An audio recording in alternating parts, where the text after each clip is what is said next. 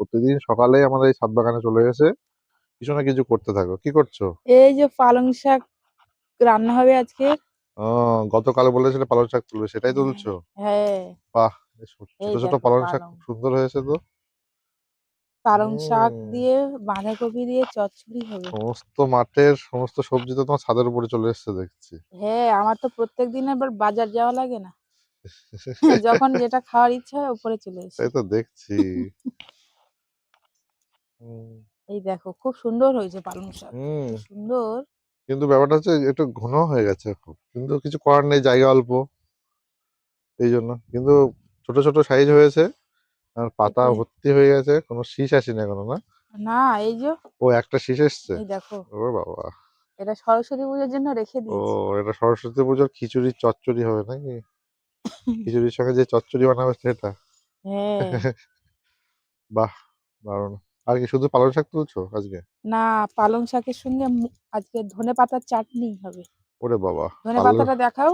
পালং শাক, পালং এই শাক আর দেখো। তুলবে? হ্যাঁ, এই দেখো ধনেপাতা দেখো, ধনে শাক ভর্তি হয়ে ওরে গেছে। বাবা কি রে! সুন্দর। সত্যি অনেক বড় বড় হয়ে গেছে, খেয়ে শেষ করতে পারবো না তো। হুম।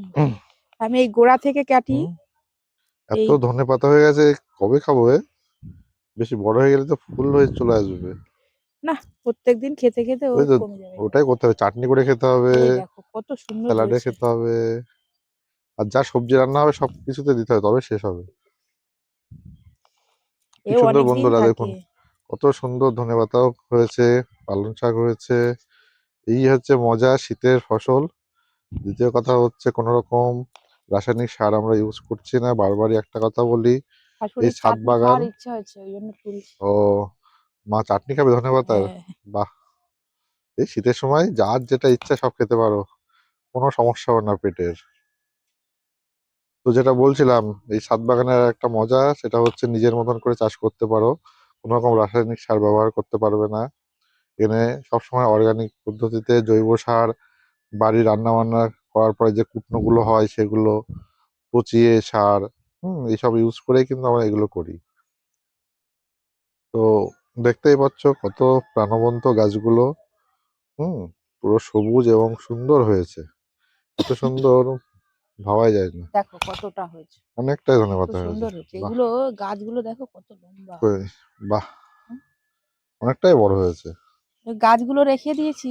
এখান থেকে আবার কিছুদিন পরে আবার নতুন পাতা মানে তুমি বেরোবে। গোড়া উবড়ালে না, শিকড় হুম, তুললে না, না। গোড়াতে কেটে নিলে, হ্যাঁ, এই যাতে যে পরবর্তীতে আবার ওখান এই থেকে ছোট দেখো ছোট নতুন নতুন পাতা ছোট ছোট ছেড়েছে। আবার ফড়কি ছাড়ে, তাই তো? হ্যাঁ। বাহ! এ ভালো চাষি আমার, এত বুদ্ধিমতী চাষি, সত্যি। দেখো লাল বিট, দর্শক বন্ধুরা, আমরা লাল বিটও লাগিয়েছি, দেখো কত সুন্দর হচ্ছে। এটা এখনো বিটটা ছোট ছোট গোড়ায় হয়েছে। তো এখনো তুলছো পালং হুম, শাক? কমপ্লিট হয়নি। ও বাবা! এগুলো গোড়া থেকে কেটে নি। হ্যাঁ, এগুলো ওইগুলো গোড়া থেকে কেটে নেয়, এগুলো ওই তো আর মাটি লাগে তো উম, তরকারির মধ্যে ও মাটি লাগলে বাজে লাগে খেতে। তাহলে আজকে ছাদ বাগানে এসে সকালবেলায় পালং শাক আর ধনেপাতা এই দুটো কালেক্ট করলে। দেখতে পাচ্ছ ছাদ বাগানটা, দেখো পুরো সবুজে ভরে গেছে। কে বলবে, এইভাবে যদি না দেখায় তা বুঝতেই পারবে না যে ছাদে এত সুন্দর সবজি হতে পারে। এটা আমাদেরও ধারণা ছিল না। হ্যাঁ, কিন্তু হওয়ার পরে মনে হচ্ছে হ্যাঁ সত্যিই ছাদেও হয় ক্ষেতের ফসল। কেন, তো দর্শক বন্ধুরা, আপনারা কিন্তু বাড়িতে এইভাবে চেষ্টা করতে এই আর পারেন, একটা ছোট ছোট। পালং শীষ উঠছে, এটা আর কাটবো না। ও, এটাও রেখে দেবো। ঠিক আছে। তো যেটা আবারও বলছিলাম যে আপনারাও কিন্তু বাড়িতে এই ছোট ছোট যে সমস্ত জায়গা আছে ছাদে, সেগুলোকে ইউজ করে এইভাবে ছাদ বাগান করতে পারেন, দেখবেন সময়ও কাটবে, মনটাও ভালো লাগবে, তার সঙ্গে সঙ্গে মনের মতন সবজি ফল বা ফুল যেটাই বলুন না কেন সেগুলো লাগালে কিন্তু মনটা ভালো তো থাকছে। আর সবজি লাগালে বুঝতেই পারছেন আমাদের দেখে বাজারে কিন্তু আর যেতে হবে না, অনেক ঘরের সবজি অর্গানিক পদ্ধতিতে। কেননা এখন যেটা আমরা সবসময় বলি, এই চাষ, দেখো পুরো রাসায়নিক ফ্রেশ সার। পালং। বাহ! দেখে মানে খাওয়ার চাইতে দেখার আনন্দটা বেশি। দেখুন কি সুন্দর, দেখেছেন পালং শাক এবং ধনেপাতা অনেক কালেক্ট হয়ে গেল। এবার কিন্তু সোজা সোজা চলে যাবে রান্নাঘরে, সেখানে রান্না বান্না হবে, তারপরে বুঝতেই পারছো রান্নার পরে কি হতে পারে। তো চলুন আজকের এখানে আমরা এন্ড করি। আবার যে ছাদে এসে আবার যখন কোনো কিছু করব আপনাদেরকে আবার দেখাবো। বাই।